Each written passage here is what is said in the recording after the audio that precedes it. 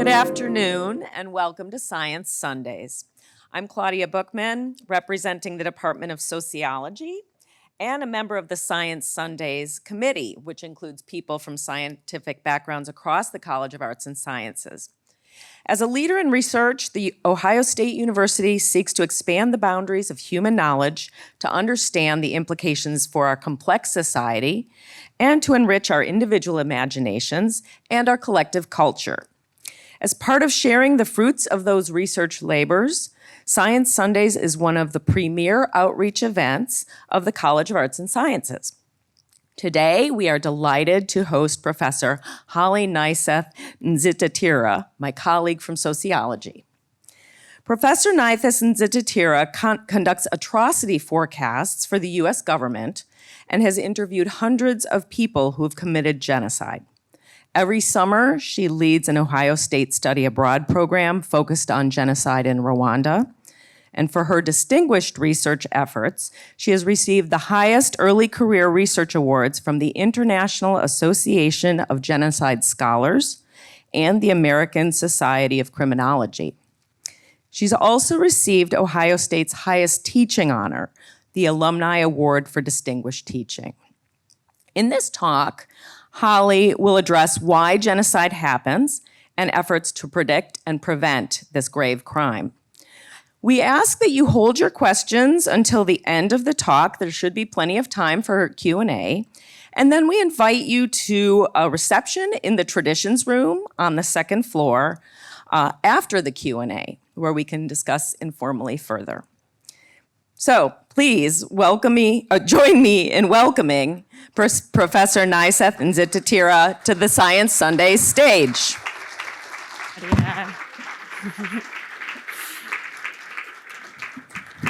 All right, hello everyone. Thank you so much for coming to this talk. I'd like to start by telling you a very brief story. So this coming April, 29 years ago, the plane carrying the president of Rwanda was shot down as it was preparing to land in the capital city. Just a few hours later, roadblocks were set up around this capital city. And if you were Hutu or looked Hutu, you were allowed to pass through. If you were Tutsi or people did not know your identity, you were killed on the spot. Over the next 3 months, upwards of 1 million people were killed, an estimated 250,000 people were raped, and millions were displaced outside of Rwanda and inside of Rwanda. I realize this is an incredibly depressing story, but perhaps more depressing is the fact that this is one of many genocides that took place last century. And of course, genocide is happening right now as we sit here in China, in Ethiopia, and several other places. When I first started studying genocide, it was largely because I learned that more people were killed in genocide during the 20th century than in all of the wars of that century combined. Moreover, more people were killed in genocide during the last century than in all of the homicides that took place during this century. And these figures don't even begin to cover the loss of culture, the eradication of families, the eradication of homes, the sexualized violence, the property damage, many other forms of violence involved in genocide. So as my colleague Claudia mentioned, motivated by this, my research focuses on genocide, which I believe is one of the world's most pressing social problems. I study genocide in my capacity as a professor. As Claudia mentioned, I also conduct atrocity forecasts for the US government, and I'll be happy to tell you all a little bit more about that during the talk, as well as in the Q&A if you have questions. I also study how countries rebuild in the aftermath of genocide. So what is the process of transitional justice or coming to terms with a violent past? And most recently, I'm writing a book on what happens when the people who committed genocide and went to prison return home after their sentences. Outside of my work at Ohio State, I work with nonprofits that work in refugee camps. I also work with nonprofits that look at how countries rebuild and help countries rebuild in the aftermath of genocide. And I work with museums that are building wings on genocide. And then here at Ohio State, I teach classes on crime and violence. And as Claudia mentioned, my favorite class is that I get to take students to Rwanda every summer to learn about genocide. So this summer, 18 students will join me to spend 3 weeks there learning about what happened. So our plan for the next 40-ish minutes. I'm going to start by defining genocide. I realize I've said that term a lot already, so I'll take a step back and tell you a little bit about what this crime is and how it came to be defined. Then I will tell you about the risk factors of genocide. So when we are trying to predict which countries are at risk of genocide, what do we look for? I'll tell you about these in the abstract first, and then I'll return to the story of Rwanda, and I'll actually walk you through a very abbreviated version of the history of what happened leading up to the president's plane crash to impact the genocide that unfolded afterwards. After that, there'll be plenty of time for questions. And I'm mostly addressing the first part of my research. So if you have questions, if you want to know about how countries rebuild afterwards, what's happening as people are coming home from prison after being incarcerated for genocide, I'm very happy to address those in addition to anything in the content of this talk. So to begin, it's very important to note that the crime of genocide is not new at all. So genocides have occurred for centuries. They occurred throughout colonialism. There's been genocide in the United States against Native peoples, and many would say against African Americans as well. The crime of genocide, so actually labeling it as a crime, is relatively new. So this individual you see up here is Raphael Lemkin. He was a Polish Jewish lawyer, and he saw the signs of the Holocaust in the late 1930s and early 1940s. He saw that Jews were being targeted simply because of who they were. He had also studied the Armenian genocide, and again, he thought that this was different than war. While war is equally atrocious, it is still different when individuals are being targeted for their membership in a particular group. So he actually created the term genocide from the Greek word genos, which largely means group, and the Latin suffix cide, which largely means murder. For him, genocide was the intent to destroy people simply because of who they were. Raphael Lemkin actually was able to flee before the Holocaust hit his home, and he made his way across Europe and to the US. When he was here, he lobbied for the newly formed United Nations to actually create a treaty or a convention around this term to define genocide and outlaw it in international law. He was incredibly passionate about this, and he was successful. So the United Nations formed as World War II was ending in 1945. One of their first pieces of international law is something known as the Genocide Convention. I have the entire title over there. And this convention set forth a definition of genocide and outlawed it, set it as one of the first global crimes. You see the definition up here, and I've bolded the part to remember or to really hone in on. It says, any of the following acts committed with intent to destroy, in whole or in part, a national, ethnical, racial, or religious group. And then as you see, it goes through different forms of violence that can target people during genocide. The important thing to note is that this is still the international legal definition of genocide. So today we have something known as an International Criminal Court. It was created in 2002, and there are 4 crimes under its jurisdiction, one of them being genocide, and they adopted this definition. So legally, this is how we define genocide. So far, we have a definition of genocide, which first took place after World War II.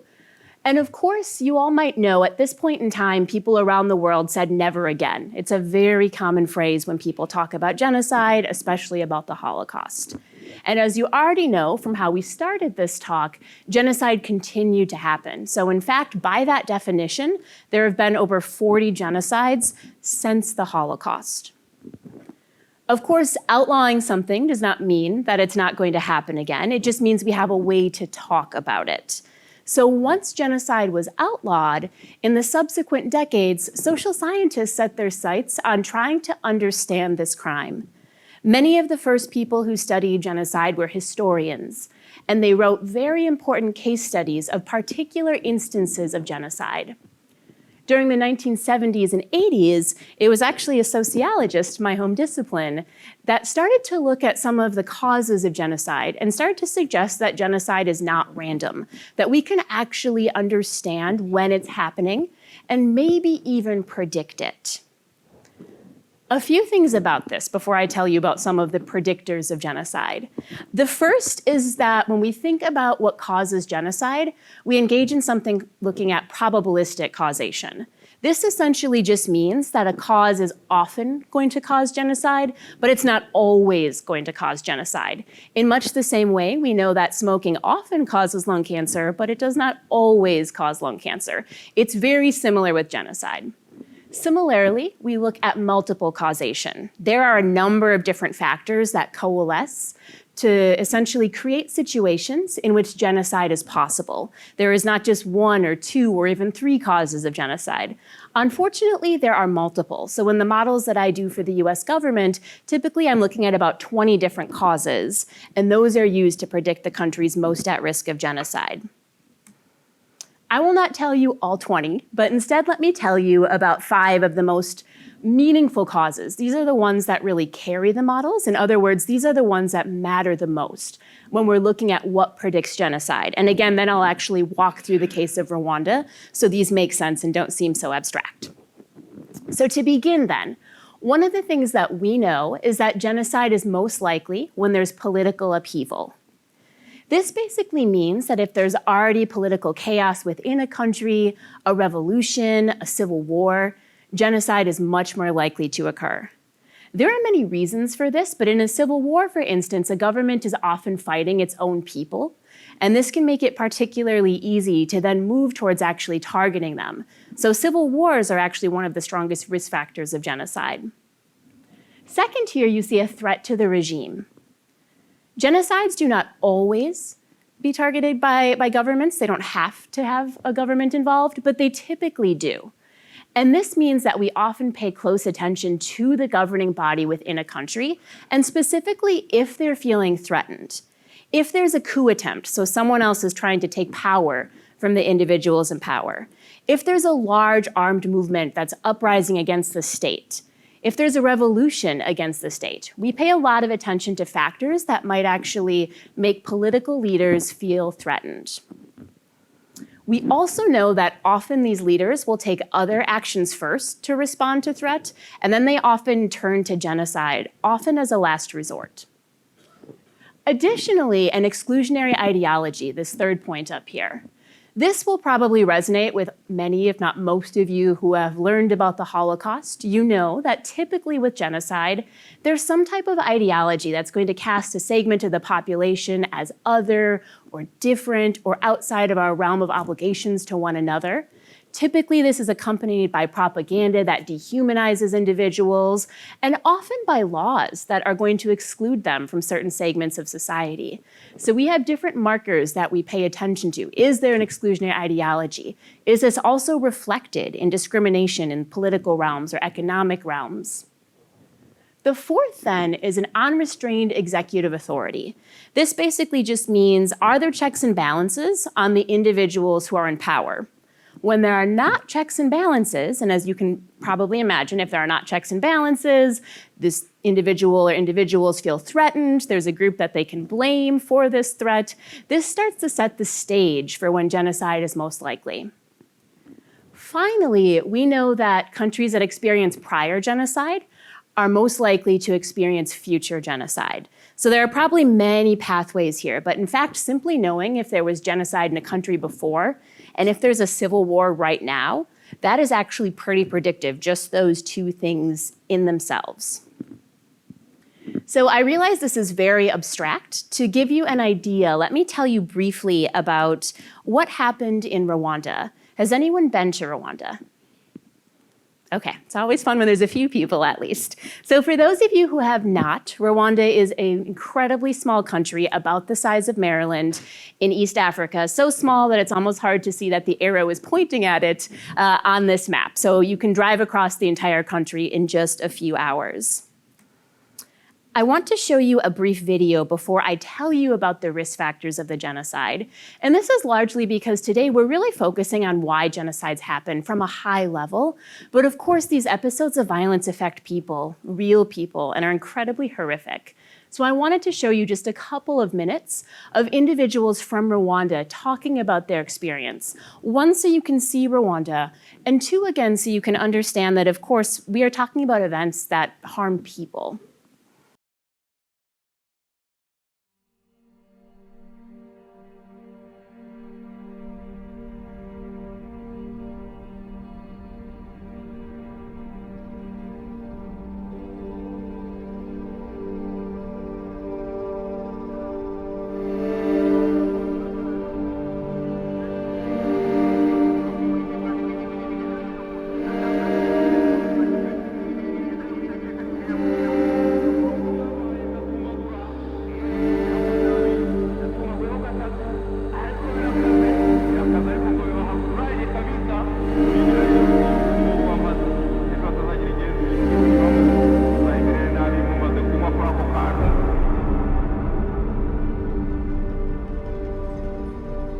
ikintu cyanteye ubwoba mu minsi ya jenoside yabaye yose bigitangira nari ndi kumwe n'umukozi dukura ahantu imyumbati dushaka kuyinika arambwira ngo erega barampamagara iwacu hari agasozi twari munsi yako ahantu hegereye igishanga turi hejuru yanyu erega ngo nimushaka ngo muzamuke ngo ko mutazanayirya se.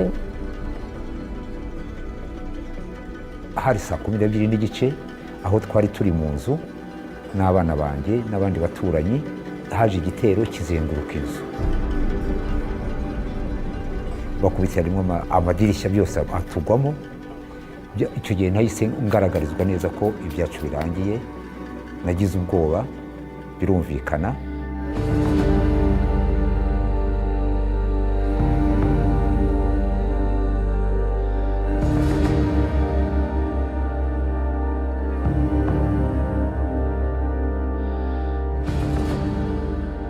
kuko nabwiye ko nari umupolisi wa komine, abantu bahungiye ku biro bya komine Kanzenze, turabarasa hamwe n'abasirikare twari turi kumwe n'abajandarume. Muri abantu bapfiye aho ngaho rero harimo abantu twari duturanye bayobora aho ngaho bapfiriye. cyane cyane ko hari n'ibikorwa byagiye binageragezwa byagendaga bigaragaza ko uburyo bwo gushaka kwica abatutsi mu buryo bwo kubamaraho sinshobora, ahubwo ngomba gukora ibishoboka byose ngashaka ikintu cyatuma ngira imbaraga zo gushaka uburyo narengera umuntu nubwo yaba umwe murengere abeho.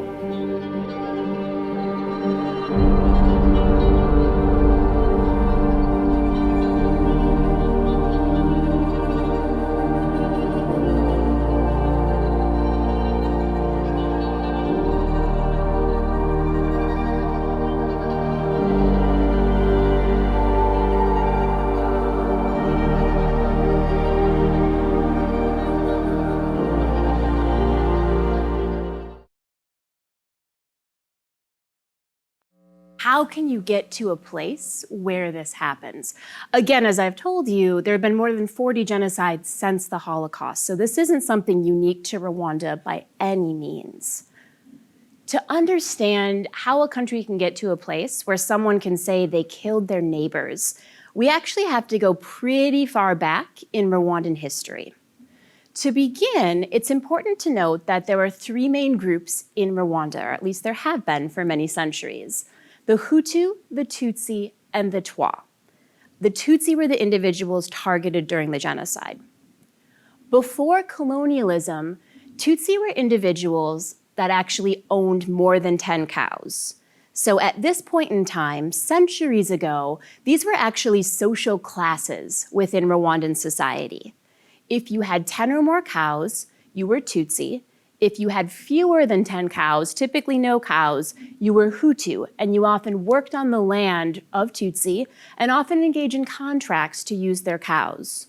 There were also Twa in Rwandan society. They're about 1% of the population, so I won't talk about them too much, but I'm happy to say more in Q&A. So because individuals who were wealthy were Tutsi, Tutsi were the individuals who led the monarchy in Rwanda, individuals who were kings, which you see pictured here, individuals in positions of power, they were Tutsi. It's important to note, though, that you could actually become Tutsi if you came into wealth. So say, for instance, your family inherited cattle and you had more than 10, you could actually switch to being Tutsi. In other words, these groups were not extremely rigid.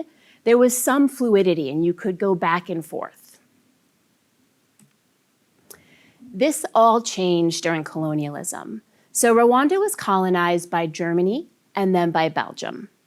Germans largely ruled from afar. So you saw Rwanda on the map. Rwanda is a very small country. It didn't have a port for trading at an ocean, for instance. It also doesn't have an abundance of natural resources. So it isn't one of the countries on the continent with gold or diamonds. The largest exports have long been coffee and tea. Because of this, Germans were interested in Rwanda, but they didn't have a large presence there, and they largely let Rwandans continue doing their own way of life. Things started to shift when Belgium took over Rwanda when Germany was losing World War I. So as Germany was losing World War I, countries met, they redrew the colonial maps, and Belgium was set to become the colonial administrator of Rwanda. Often when countries would come in as new colonial administrators, they would take a census to learn a little bit about the population that they now had control over. In this case, Belgium took a census in approximately 1932. And this census was particularly consequential for understanding things that unfolded in 1994. This was largely because when they took this census, they decided to actually racialize and change what it meant to be Hutu or Tutsi. There was a myth, which is called the Hamitic myth. And this myth suggested that because Tutsi were the wealthy individuals in Rwandan society, they were likely from northern Africa, likely closer to Europeans in origin.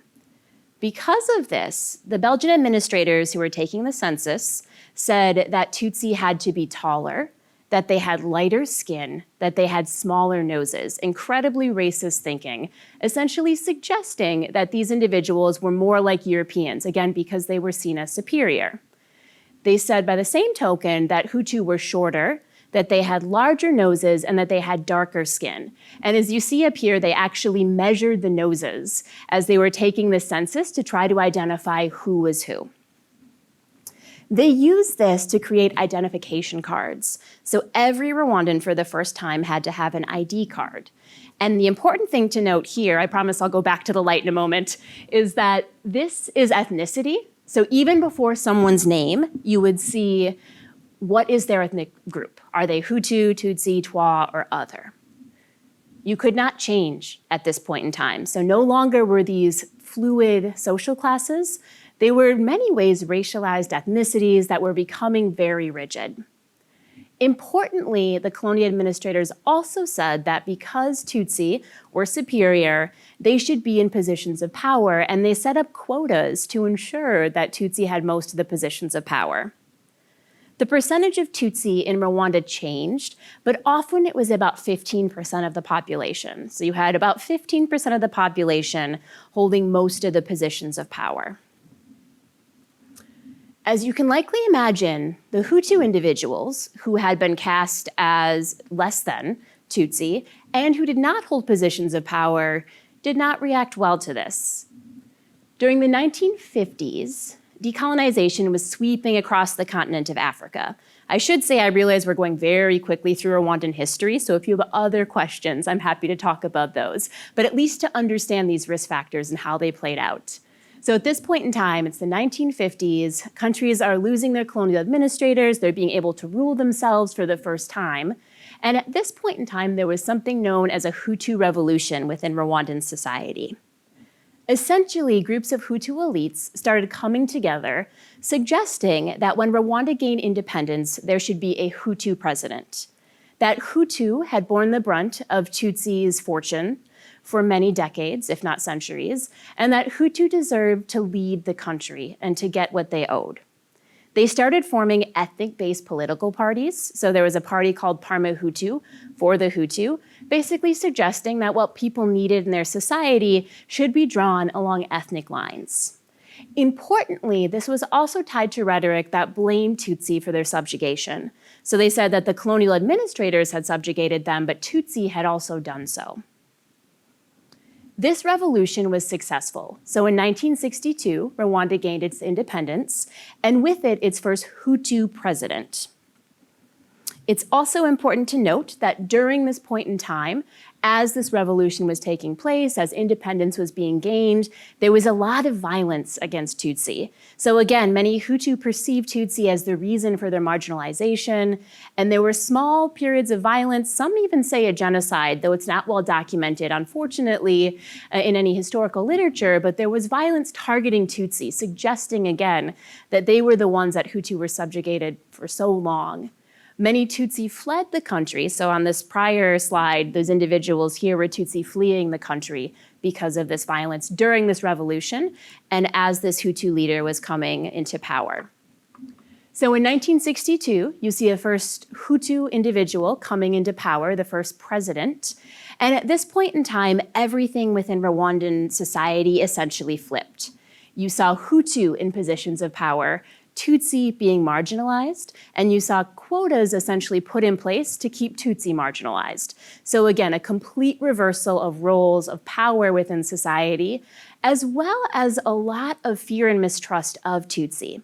So if you talk with Rwandans about what life was like in the 60s and the 70s, one of the first things they'll tell you is that everything was based on ethnicity. In fact, they even did roll call in school by ethnicity. So you see a quote up here from someone who survived the genocide, and it says, "I started experiencing discrimination in education. It was said in class to stand up, and the number of the Tutsi was counted. That made pupils know that this one is a Tutsi and the other one is Hutu. We grew up in such discrimination." It's also important to note that if a student did not know their ethnicity, they were encouraged to go home and talk with their family. And again, this was at a very young age in primary school. So this is really introducing these categories to children when they're 4 or 5 or 6 years old. If we sweep further in Rwandan history, in 1973, there was a new president. He was also a Hutu, and he rose to power via a coup. And he essentially clamped down on any other political parties. So he created a very authoritarian government that had one political party, and he also continued discriminating against Tutsi. Zooming further ahead, in the 1980s, Rwanda actually saw some prosperity. Often authoritarian governments have prosperity and can look relatively stable from an outside perspective. There was, however, continued discrimination and awful rhetoric about Tutsi within Rwandan society. Meanwhile, during this period of time, some of the Tutsi who had fled Rwanda during the 50s and 60s, during that revolution and independence, they actually started forming an army in Uganda, and you see them pictured here. They're called the Rwandan Patriotic Army, tied to a broader political party, the Rwandan Patriotic Front, the one that actually leads the country today. They started training to actually come back to Rwanda by force. And the story goes, at least as documented by a few historians, that they asked if they could come back. And the president said, "No, you are not allowed to come back. You made your choice to leave." And then on October 1st, 1990, they invaded the country to essentially try to take it back by force. This started a civil war, and as you'll recall from our brief discussion of risk factors, a civil war is one of the strongest risk factors of genocide. One of the reasons of this is because of the threat that this civil war posed to the government.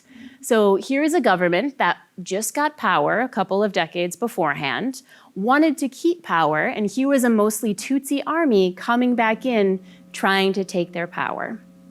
What the government did was to create a large propaganda campaign. So there were magazines for the elite individuals who could read, which was the minority of the country, that essentially spread propaganda about Tutsi, saying that Tutsi were outsiders, saying that they had collaborated with the Belgian colonialists, calling them cockroaches and snakes, so dehumanizing language that was tied to animals that you would want to exterminate.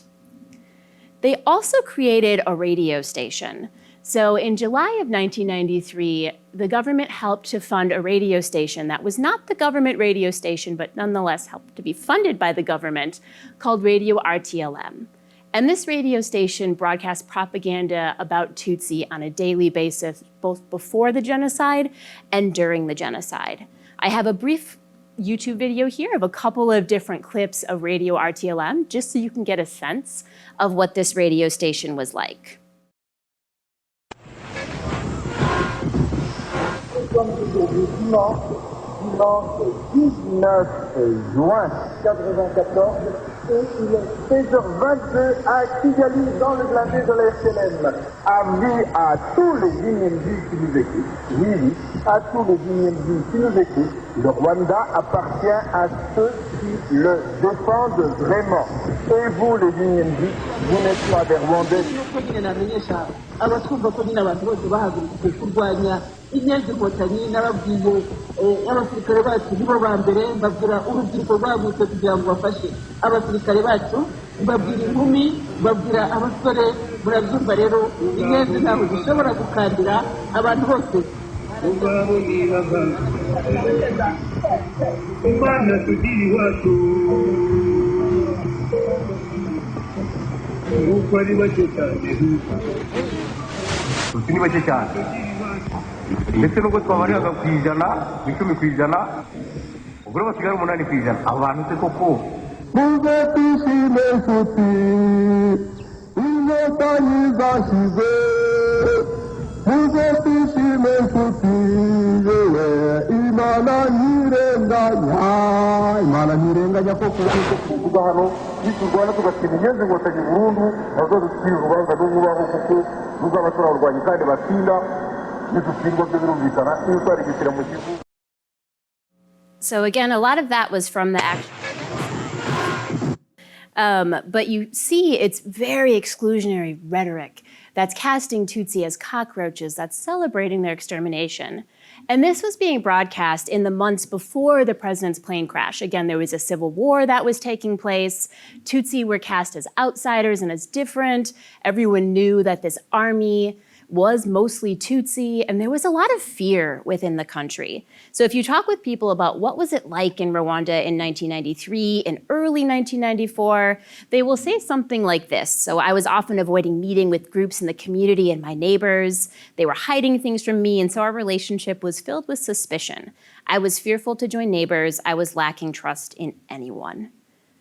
So even though there was a lot of mistrust, folks still did not expect what happened next. And essentially, how the events unfolded up until the plane crash was that in 1993, there were a series of peace protocols. The United Nations was actually in Rwanda when the genocide happened, and this was because the civil war was supposed to be over, and there were a series of peace protocols that were being negotiated. These were known as the Arusha Accords. Importantly, though, nobody liked them, especially not the Hutu-led government. This is because these peace protocols were meant to set up power sharing once again. So they were going to say that Tutsi would be allowed a large share of the parliament, of the army, and the Hutu leaders did not want an agreement like this. So the president reportedly called them scraps of paper at one point in time. So this was a lot of threat, in particular, for the president and the other leaders of the country. Also in 1993, in Burundi, the country directly to the south of Rwanda that also has Hutu, Tutsi, and Twa, a group of Tutsi army officers assassinated the first democratically elected Hutu president. The government of Rwanda used this to spread further fear about Tutsi, saying, look what they can do. They can assassinate a president. We cannot trust them. So this is all what happened to set the stage for the assassination of the Rwandan president on April 6, 1994. So as we started this talk, I mentioned that on April 6, 1994, the plane carrying the president was shot down as it was preparing to land in the capital. This was the trigger of the genocide. So all genocides have some form of trigger that actually sparks the violence.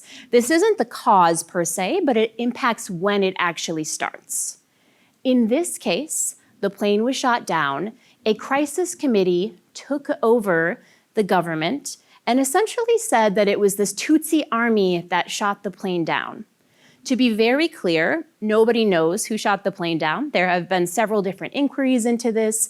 The new Burundian president was also on this flight, so 2 heads of state were killed. To this day, no one knows. Some think that it was actually this Tutsi army. Others think that it was the Hutu-led government sacrificing their own president as a way to start the genocide. And the reason that many people actually think that is the case is because it was just a few hours later that the genocide began. So the plane was shot down, a crisis committee was formed, lists of prominent Tutsi and Hutu moderates who might not support the genocide were drawn up, and people went to go exterminate them.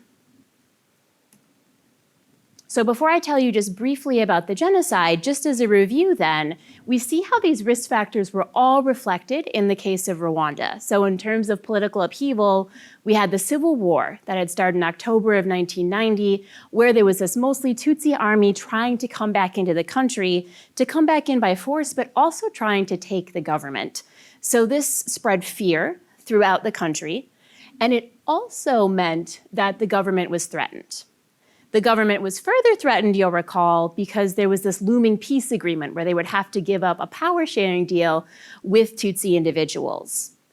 As you saw, there was much exclusionary ideology tied to Tutsi individuals, and there was also unrestrained executive authority. So we had a situation where there was one political party. They had actually started opening a little bit more leading up to the Civil War, but nonetheless, those in power had few constraints on their power.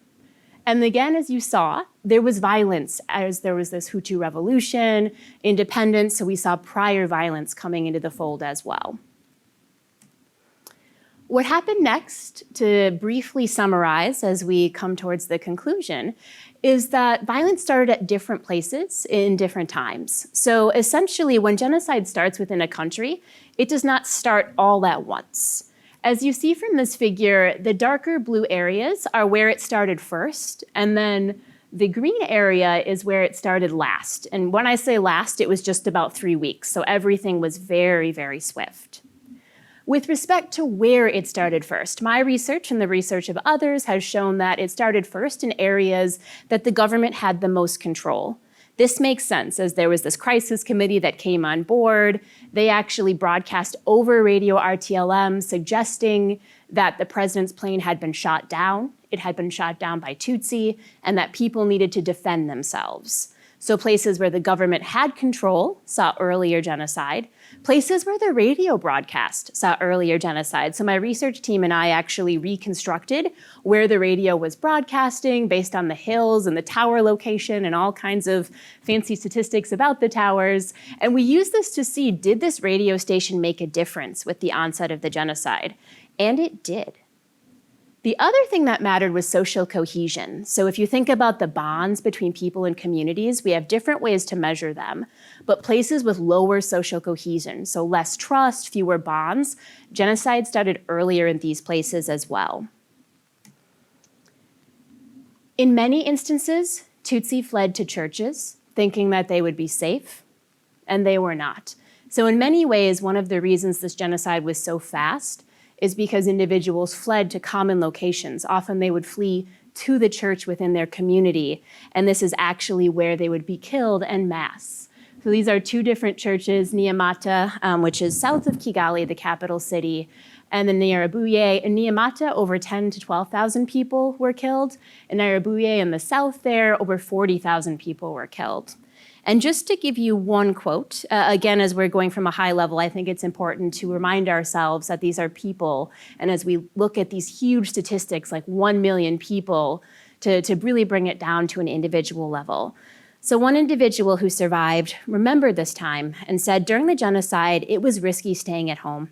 Tutsi were being killed in their homes and in the streets. So my family and I, as many other Tutsi families, were forced to run away from home and hide. I still remember how scared my parents were, but as children, my siblings and I thought the mayhem would soon stop. But that was not the case. We spent 3 months hiding in many different places, and during this period, many of my family members were murdered, including my father, my mother, my 3 brothers, my grandparents, my uncles, and many friends. It was one of the worst times in my life. So this violence was largely committed by civilians. I realize there's a lot going on this slide, and I'll explain it in a moment. But it was mostly government officials who had planned and orchestrated this violence. But as it unfolded, it was actually mostly civilians who picked up machetes, joined killing groups, and traveled around their communities hunting their Tutsi neighbors, as you saw in that clip with that individual, Jean-Claude, who was briefly sharing his story.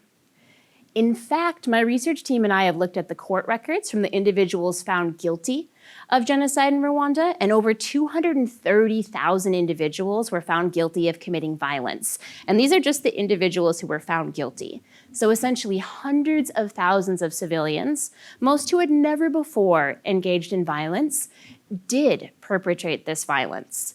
Up here, you see a couple of different figures. The one on the left there is basically just breaking it into the individuals who committed property violence. There was widespread property violence. There was the destruction of homes, the destruction of livestock, for instance. And this might sound small, but if you're an individual who fled your home and then you come back to find the door ripped off and all of the property gone, this was actually incredibly horrific for people's lived experiences. Some individuals participated once and others participated several times in the genocide. So on the bottom on the left there, you see single or repeat participant, just to give you a sense of the number of individuals involved. On the right, there's probably still too much going on for you to decipher this. Let me just briefly say that the people who committed the violence were mostly middle-aged men. So these were individuals who were typically married, they often had kids. They were individuals who had something to lose, which is quite unlike many other forms of crime where we typically see younger men who are not married, who are not attached to employment or children engaging in the violence. For genocide, it's a little bit different. It's often middle-aged men. There were also at least tens of thousands of women who engaged in violence as well. So this was incredibly widespread throughout Rwandan society. You might be asking why. So why do we know that, or what do we at least think that we know that people engage in genocide? What we know is that there are many different reasons. So again, when you have an event where hundreds of thousands of people are engaging in it, it's typically not psychological abnormality. This means that we often turn to the social situation to try to identify what are the factors that would cause someone to do this. And what we know from research in the case of Rwanda is that there are a multitude of factors that all sort of coalesce to impact decisions to participate. Often it's peer pressure. We know that in groups, people will do horrific things, and there's a host of research in psychology in addition to sociology that supports this. And many of the individuals who committed genocide, when they tell the story, often peer pressure is part of it. Orders from leaders as well. So in this genocide in particular, local leaders were instructed to tell civilians that they had to participate. Sometimes people risked being killed if they did not participate. This does not make it okay. As I'll tell you in a moment, other people chose not to participate, but it still helps you understand why someone could do this. We also know that fear mattered quite a bit. So if you have a situation where you're illiterate and you depend on the radio for news, and the radio is telling you that a group of Tutsi killed your president and that they are now coming to kill you or kill your children, many people were incredibly afraid. It also does not make it okay, but it starts to paint a picture of how this can happen, and frankly, how it can happen anywhere. In addition, we know that this ideology mattered as well. So not everyone who participated in the genocide hated Tutsi, but some did. And again, if you go to school and at age 5, you learn this difference between Hutu and Tutsi, and this becomes part of what you're learning from such a young age, and then you learn this rhetoric over time as well, this is impacting people's actions. Unfortunately, economic gain also mattered as well. So some people, when you ask them why they participated, they will tell you, I knew that I could get the cows of the person that I killed. There was an economic downturn in Rwanda shortly before the genocide, so many individuals did not have land. They also often did not have enough food for their families. So there was an economic component to this as well. And of course, many other factors. So these are just some of the many. And it's also important to note, interestingly enough, that some of the people who committed genocide also rescued other people. So just because someone committed genocide and killed someone does not mean that they did not also try to rescue, which presents very complicated situations to analyze. Of course, as I mentioned, there were also widespread rescue efforts. So despite all of this pressure, this fear, these orders from local authorities, many individuals, at least thousands, actually tried to save Tutsi. And they stood up and they said, absolutely not. I will not go and target my neighbor. I am going to instead try to save them. So this is a photo of me and my students meeting with two of these individuals and hearing their stories. And one of my other research projects with my colleague Nicole Fox has involved interviewing over 180 people who rescued to try to identify what are the social factors that shape these decisions. What we see is that some of them had very fleeting rescue moments. So we spoke with one woman who was helping two Tutsi boys get past a roadblock. And she pretended to be pregnant, put a pillow under her dress, pretended she was in labor, and said they were her sons and they had to get her to the hospital. And she got them past that roadblock. She does not know if they lived, but she risked her life to get them through somewhere so they could try to flee the country. In other instances, people spent weeks, if not months, hiding individuals.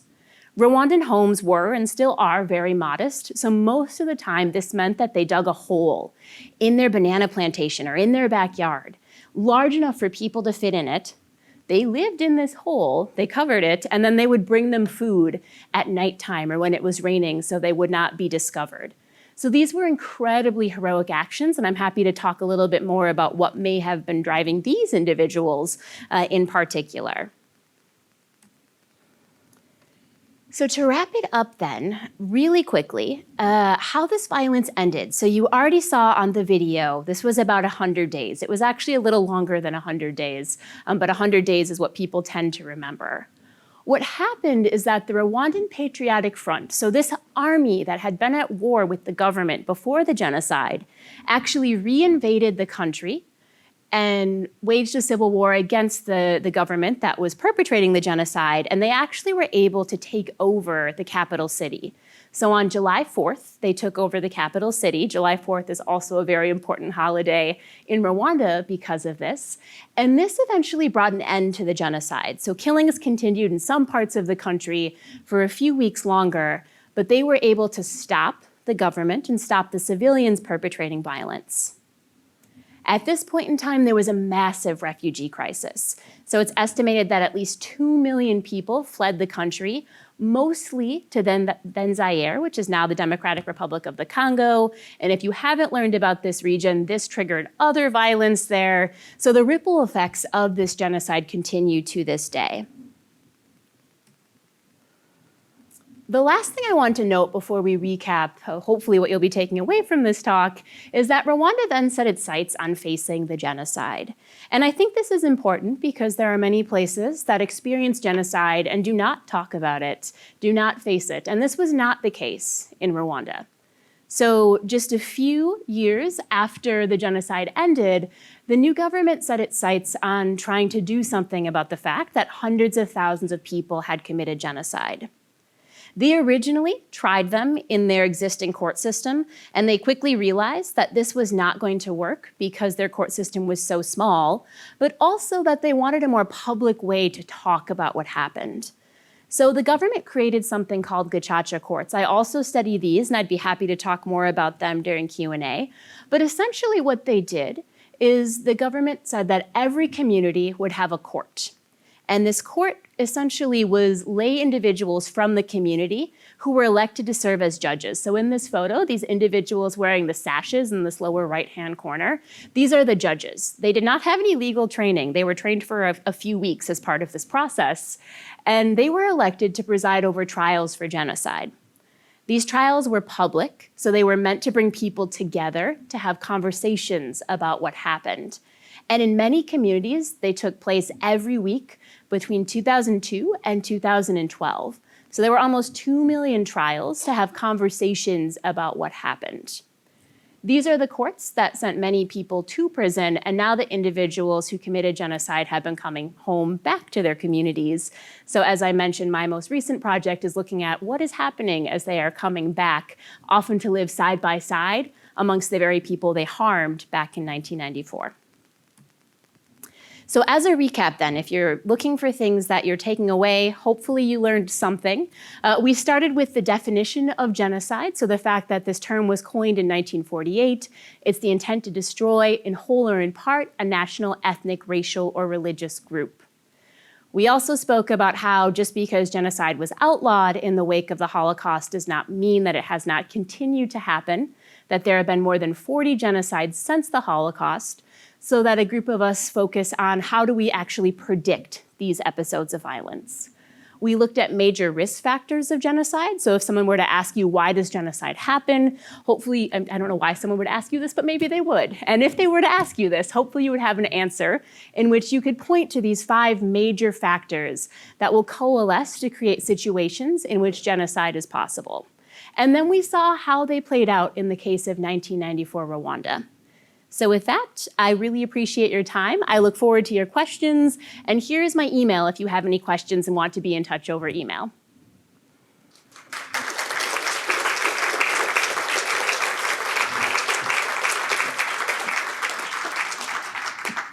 Thank you, Holly. Yeah. All right, we're going to open it up for questions from anyone in the large audience here. So yes. Status of Rwanda now. Okay, so the question is the status of Rwanda today. Excellent question. A hard question to answer in a few minutes, but I will try. So this Rwandan Patriotic Front that stopped the genocide, they are actually in power today. So we are once again in a position where there is a minority group in power. Interestingly, they have actually done away with ethnic categories. So because these groups, Hutu and Tutsi and Twa, changed so much, and because they were so impacted by colonialism, they actually said, we no longer have these groups in Rwandan society. We are all Rwandan, and they focus on a national identity. I will say that that is changing slowly. So if you talk with older individuals, they will still talk or think in terms of Hutu, Tutsi, or Twa. Also, if you talk about the genocide, it's almost impossible to not talk about them. But nonetheless, if you talk with youth in Rwanda, they will often say, I don't fully know my ethnic background, we're all Rwandan. So it is changing quite quickly. I could say much more, but I will stop. Yes. Are they all talking one language? Was there enough in the colonial period that the three groups started developing a separate language? Yeah, really excellent question. So the question is, did they all have one language? They did, and they still do. So the language is Kinyarwanda. It is only spoken in Rwanda. It's based loosely in Swahili, and it's similar to the languages in the other neighboring countries, but all groups spoke the same language. I should note also in line with that, that they all shared similar religions. So Rwanda was largely Catholic. It's still largely Christian. So there weren't religious differences between these groups either. Excellent question. Yes, in the back. You mentioned today you talked about 5 leading risk factors, but those are sort of situated in a larger pool of risk factors. Are you monitoring for emerging risk factors over time as you're looking? And so how are you doing that and what do those look like? Yeah, I really appreciate that question. So the question, I realize the acoustics are not great, so I will repeat every question just in case you did not hear it, was, we looked at mostly these 5 main risk factors, but of course, as I mentioned, there are others. So what are some of the others? And also, do we look and monitor for emerging risk factors? The risk factors of genocide may change over time. Absolutely. So we have a database. I say we, but also some other folks who contract for the government have a database of all countries over large periods of time. So this is perhaps more information than you want. But just to give you an idea, you could think of Rwanda being in that database. You have each year, and then you have a slew of variables about the country. What was the military expenditure? Is there a civil war? This -7 is the type of government. There are different quantitative ways to measure that. So every year what we do is we look at this database and we also add other variables that we think might matter. There are always emerging theories about what might cause genocide. So every year as we do forecasting, we look at what else might impact the onset of genocide.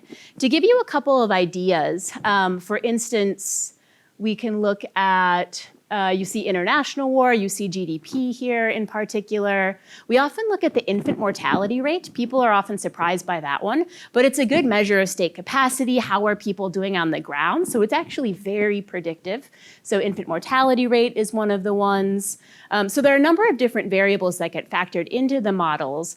And I should say what you do then is you essentially use those variables to forecast forward and say, what are the countries we think are at risk of genocide? But at that point in time, you then turn to case experts to actually look at what's going on the ground. Another variable that might matter is upcoming elections, for instance. So then you look to see, are the upcoming elections actually going to be contentious? What do people think about it? So once you have these forecasts, then you turn a lot to the case analysis on the ground to see, does this resonate? What do people who are actually there think about this? And move forward from that. Excellent question. So many questions. I'll stay over on this side of the room. This is unknown. That was an excellent question. So the question is, how many people died as the Rwandan Patriotic Front invaded and took over power? We know that people did die. So as they were stopping the genocide, they certainly committed violence in this process. They were never tried for this. So they're in power now. They were never tried for this. There have been some Human Rights Watch reports that looked at massacres in a couple of different refugee camps. Most of the violence seemed to be tied to them actually fighting the individuals who are committing violence, but there did seem to be some rogue factions who also perpetrated violence against civilians. So the actual statistics are unknown, but it's at least thousands, if not more, who died in the Civil War as the RPF was stopping the genocide. Let's head over to that side of the room.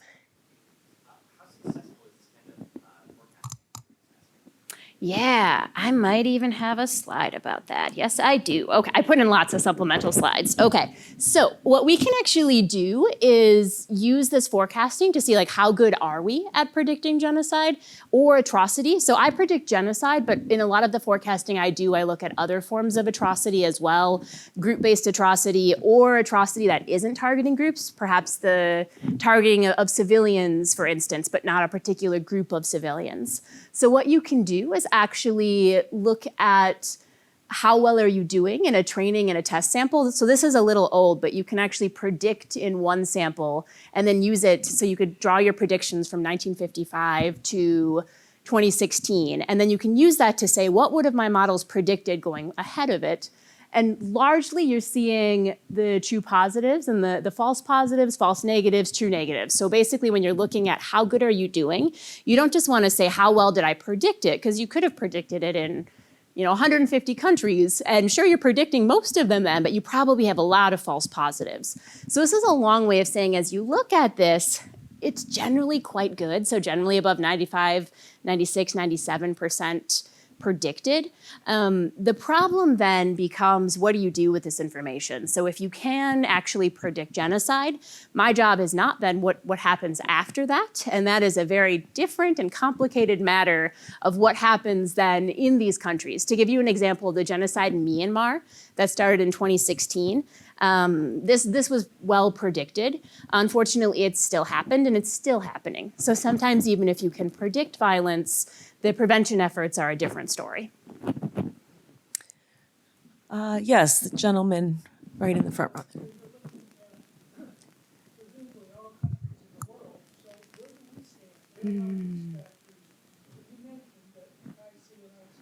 Yeah, that is a very, very, very good question. So a few things on that. Though, yes, thank you. So the question is, where does the US stand? So where does the US stand in this? We have a lot of these risk factors. Absolutely. I will say for some of the different task force that do this prediction are tied to, say, for instance, the CIA, which is not actually allowed to look internally at different things. For those of us who are not actually full-time government employees, we can do things like this. So I will say that the US does not appear high on any of the lists. So with this method, essentially at the end of the day, you will have a series of lists of countries and some type of quantitative indicator of how likely is genocide in this country. The US is not high, but it's certainly there. As you've mentioned, there are certain risk factors There is a lot of extreme rhetoric. There is a lot of discrimination. Recently, I've been seeing concerning reports about trans individuals in particular and worry about genocide against trans individuals. There's different talk about genocide about several groups, really. So I would say that the US is not high, but that doesn't mean that it couldn't happen. And that's an unfortunate reality of studying genocide, is that genocide can happen anywhere, even in democracies, even in places that seem like it's not possible. It really can, and it has. So that's one of the most important things. In fact, one of the foremost historians of the Holocaust, Edward Snyder, had written a really interesting piece a couple of years ago about how genocide could happen here, really trying to say, look, in Nazi Germany, people did not think this was possible either. So as a forecaster, is it high on the list? No. Is it still in a place where people would worry because of some of the risk factors? Yes. The gentleman in the white shirt.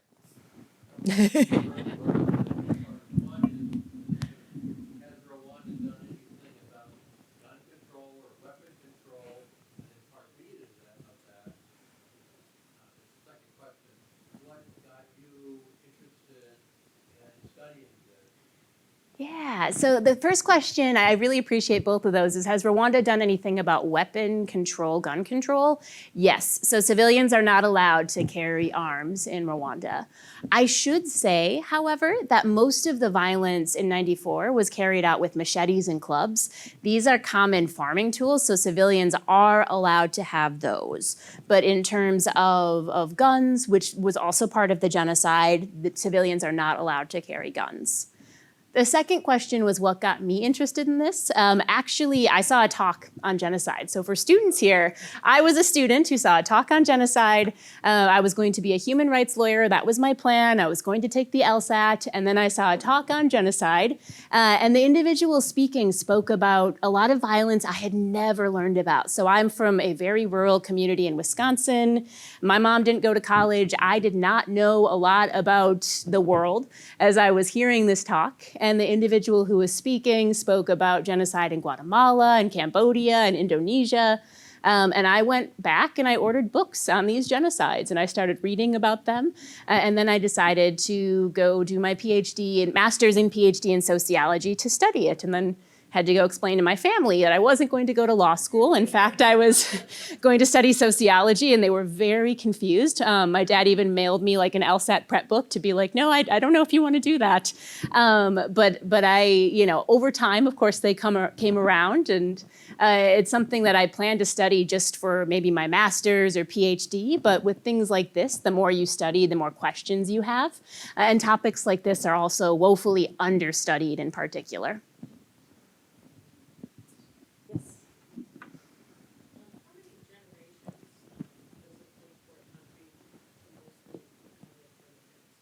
Oh, such a good question. So the question is, how many generations does it take for a country to recover from genocide? Ooh, that's such a good question because we don't know. So there are some people who study collective memory. So how do people remember genocide? How is it passed on? And it's passed on differently in different ways. We often know that the generations in the immediate aftermath have much trauma in particular. Interestingly, there are individuals in very different fields that study genetics, epigenetics, and they found that the trauma of genocide is actually passed on through people's DNA. So survivors of genocide, and I'm married to a genocide survivor, so my son apparently has different DNA because of his experiences. So we know that. So in some ways, we really don't know. The other thing I'll say is that every country responds to genocide in very different ways. So I and many others would say we had genocide against Native peoples here, in Canada, in Australia. If countries don't come to terms with that, in particular, I think the recovery process is particularly long. In this case, in Rwanda, they did something quite different where they really came to terms with it. And they, again, had these weekly conversations, which is a very different approach. So it'll be very interesting to see what's happening. I can tell you right now, when I go there, there are still people who are coming back from prison. They're moving back to the very communities where they committed violence. If you talk with survivors in those communities, they'll often say, you know, I thought a 25-year sentence was a long time, but then this person just came back and I just can't believe they're in the community again. I will also say, though, that there isn't widespread violence in Rwanda right now, and generally the people who committed violence are being welcomed, although albeit in a very tentative way. Yes.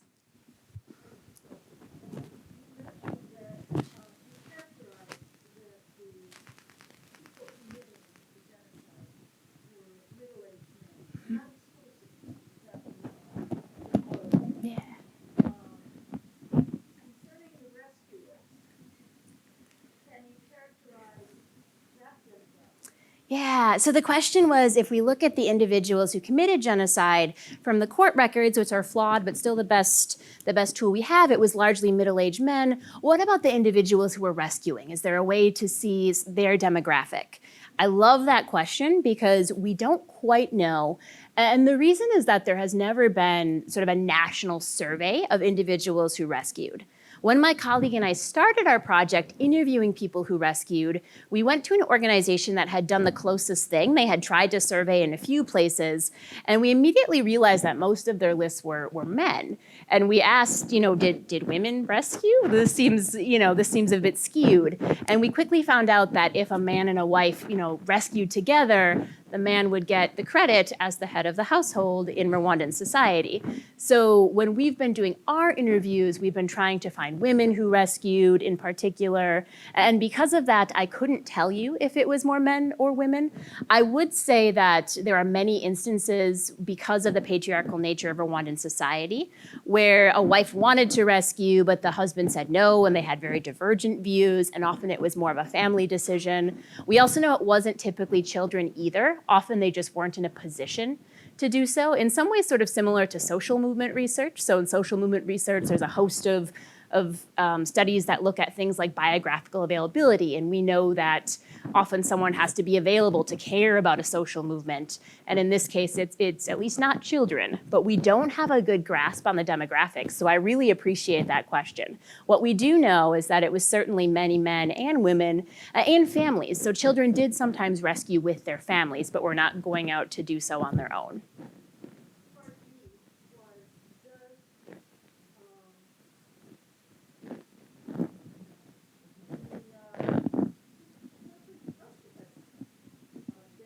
Oh, Ukraine.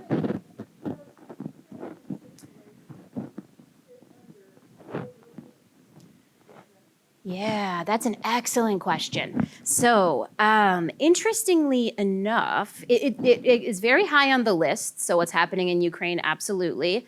The other thing I'm going all the way back here to show you is this very last line. Apologies again for stepping out of the light. Forcibly transferring children of the group to another group. This is happening. So if you haven't seen news articles on this, they are forcibly transferring children out of Ukraine into Russian families.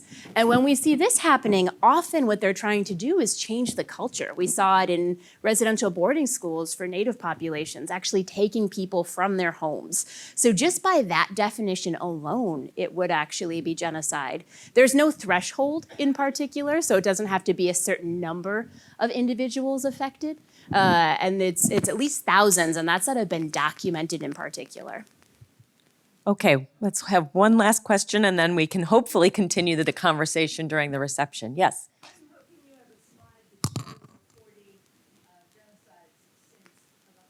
Oh, I didn't make a slide on that. Oh my goodness, I should have. I have one, but it's just not in this set of slides. So I wish I could name them all, but I don't think I could.